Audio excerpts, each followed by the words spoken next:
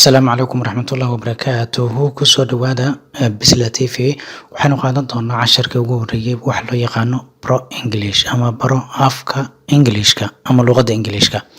Inta badan dadku waxay yaqaanaan alifbeetada haddii dib loo arkana waynu bilaabi doonaa laakiin haddana casharo hoose aan isku dayayna inaan ka bilowno in qofku wuxuun ka fahmo. Qofkii fahansan waad fahansaneed, qofkii aan fahansaneyn ayaan ugu talagalnay luqadda ama afka Englishka inuu wax ka kororsado aqoona. Ugu horreyn waxaan ka bilaabi doonaa erayo macnahooda wato iyo dhawaqooda kadibna waxaan isku dayaynaa wax yar oo fantastic ama wada sheekaysi yar inaan ku darno. Marka soo dhawaada mana ku sii dheeraan doono. Waxaan leenahay Pete waa cool waa kuusha la xirto oo inta badan hablaha Soomaalida ay xirtaan waa cool baa loo yaqaanaa. Waa cool ama tusbax oo kale. Bid qiimo. Marka wax walba waxaan ka soo qaadanaynaa erayga ugu habboon. Erayo hal xaraf oo kaligiisa inta badan luqadda Englishka ama afka Englishka hal macno leh ma jiro. Macnayaal badan ay leeyihiin. Marka macnaha noogu dhow oo is leenahay inta badan ummadda way isticmaashaa ayaanu ka soo qaadanaynaa. Bid waxaanu ku sheegnay cool. Kuusha tusbax bay noqon kartaa, waxyaabo kale noqon kartaa. Bid qiimo ayaan ku sheegaynaa. Ayadana way badan tahay laakiin waxaan ka soo qaadanaynaa waa qiimo. Bid waa qiimo. Deep waxaan leenahay waa qoto dheer. Waa wax qoto dheer. Deep waa qoto dheeraan. Waxaas way qoto dheer yihiin. Marka deeptaan waxaan leenahay qoto dheer. Hoosna waa nagu soo socotaa. Waxaan leenahay bean waad u jeedaan. Bean waa ahaanshiyo. Inaad noqoto waxaa waaye verb. Waan u tegi doonaa waa wax verb kaala. Waan u tegi doonaa waa ahaanshiyo. Hadda waxaan ahay waxaan ahaa saas oo kale. Marka waxaa waa ahaanshiyo waa tan. Waxaa leenahay marka pen waa qashin. Pin lama dhahayo. Pen aan leeyahay waa qashin. Beat waa garaacid in wax la garaaco. Waxaan leenahay bet ayadana waxaan leenahay yar waa wax yar. Yaraan wax yar maahan qof gaaban maaha laakiin waa wax yar. Cheap waa jab yar. Cheap waa jab yar. Chep ma wajida marka chep ka marka chep aa loogu dhawaaqa.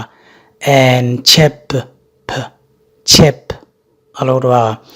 Gabal ama jab yar asagana waxaa waa jab yar ama waa gabal. Deep ayadana waxaa waayo labadan way isla yihiin. Laba micno waxa uu kala sheegay mar waa qoto dheer marna waa deep wax hoose macnaha oo dheer oo gun dheer waayo isla iyadii un. Marka waxaan leenahay depth dhexgelin inaad wax dhexgeliso. Dhexgelin. Feel waa tan ayadana Soomaaliya. Dareen. Feel meeshaan ayadana waxaan leenahay feel aan leenahay. Feel buuxin inaad wax buuxiso.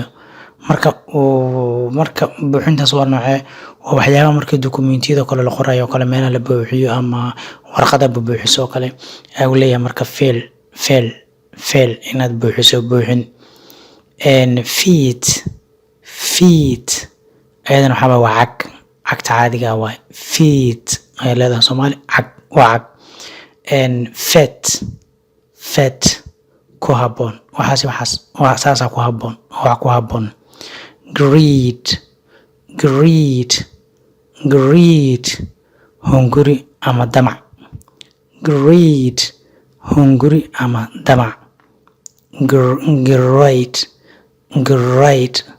sal ama shax. Macnaha sal ama shax waxaa waa waxa salkooda oo kale geedka salkiisa ama meelaha qaarkood ma wada ahan laakiin wax salkooda guntooda ama haddii kale shabaq oo kale loo isticmaali karaa ama waxaa loo isticmaali karaa tusaale kale waxa loo yaqaano dadka qaar ayaa yaqaano waxa la yiraahdo Excel oo kale meelaha xisaabta lagu qoro kale marka column meeled ama godgod ay leedahay marka waxa leedahay shaxdaas oo kale ayaa waxa leedahay waxyaabaha kale xirxiran oo shaxda ayaa waxa la yiraahdaa oo loo yaqaana shaxdaas ayaa waxa loo yaqaana grade ayaa loo yaqaana green waa cagaar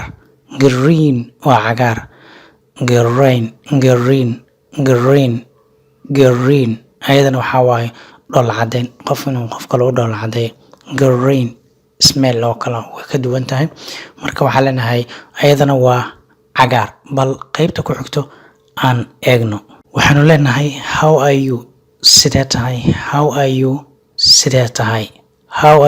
tahay I am fine waan wanaagsanahay thanks mahadsanid I am good waan wanaagsanahay thanks mahadsanid macna intaan oo dhan waa ku jawaabi kartaa how are you ayaa lagu yiri sidee tahay su'aal lagu weydiiyay I am fine anigu waan wacanahay thanks waa mahadsan tahay anigu waan fiicanahay waad mahadsan tahay markasta markii lagu yiraahdo sidee tahay qofka waxa leedahay waan fiicanahay waad mahadsan tahay maadaama qofka caafimaadkooda wax ka weydiiyay waa dhaqan reer galbeed annagana marka taas waxaan laga rabaa inaan aan annagana ku dabaqnateena qofku macnaha wuxuu dareemayaa inaad qadarinaysid I am fine aniga waan fiicanahay thanks mahadsanid I am good waan wacanahay thanks waa mahadsanid qofka marka dad ixtiraamaynin ama qof markaas aan ixtiraam lahayn ama qof iska fani ah tahay waxa leedahay not too bad waxba ma xumo wax aad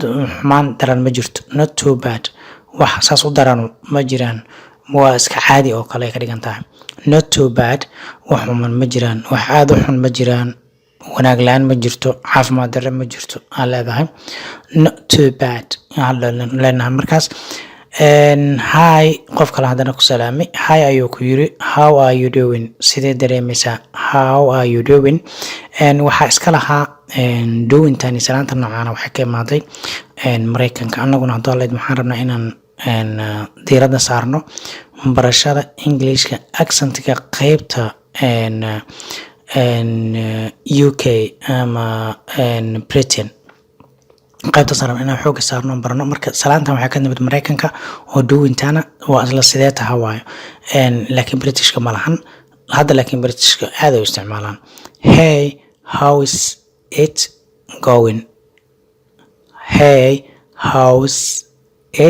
going waa haye waa isla salaantii qayb ka mid ah haye sidee tahay oo kale waa ama sidee wax u socdaan xaalka waa sidee oo kale waa you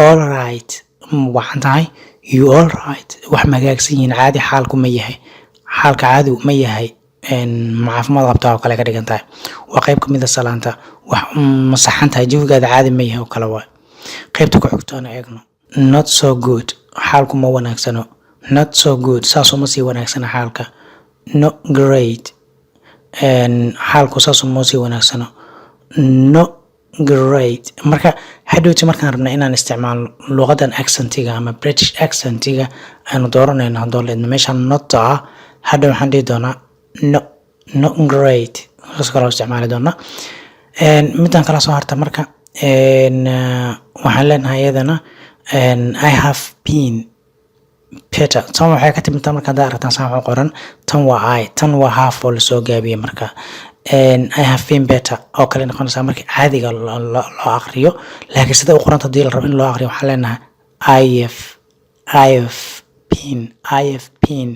I have been better oo wacanahay oo kale I have been better oo wacanahay laakiin waa fal macnaha horay ahaan laakiin hadda caadi u isticmaalaya marka waan wacnaa oo kale ka dhiganta laakiin waxa waayo hadda waa wacanaha waayo marka waxyaabaha qarkood waad la yaabaysaa markaad luqadaha qarkood aad guda geshid marka waana wax walbaba meesheedii makaankeeda ku baranaa why sabab what is wrong macnaa qofkii la yiri sidee tahay not so good oo yiri ma wacni no great oo yiri anigu waxa waaye wax saas u sii daran ma jiraan ama ma wacni oo kale wuxuu dhahay marka I have been better anigu waan wacanahay oo kale saas oo kale marka waxaa la weydiiyey qofka maadaama uusan sidii wax loo weydiiyey uusan si fiican uga jawaabin, waxaa lagu weydiin karaa su-aala why, maxaa, what is wrong, maxaa qaldan.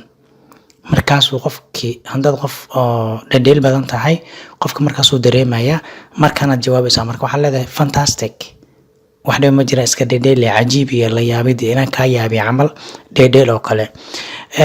marka maxaa la dhihi jiray, dhedheel oo kale ayaad leedahay. fabulous ayadana waa iska fantastic, kaasoo kale lamid tahay. I am very well indeed, anigu waan wacanahay dhab ahaantii. I am very well indeed, waan wacanahay aniga dhab ahaantii. marka casharadan waa casharo yaroo mabilowaa. waxaan rajeynaynaa casharka labaad inuu kasii fiicnaan doono, iyo casharka saddexaad, ilaa iyo inta luqadaas aynu inta badan aan ka gaarin heer wanaagsan insha Allah. marka intaanu casharka labaad ku kulmi doono, waxaan kaga tegaynaa sidaa iyo nabadgelyo. Assalaamu calaykum waraxmatullaahi wabarakaatu.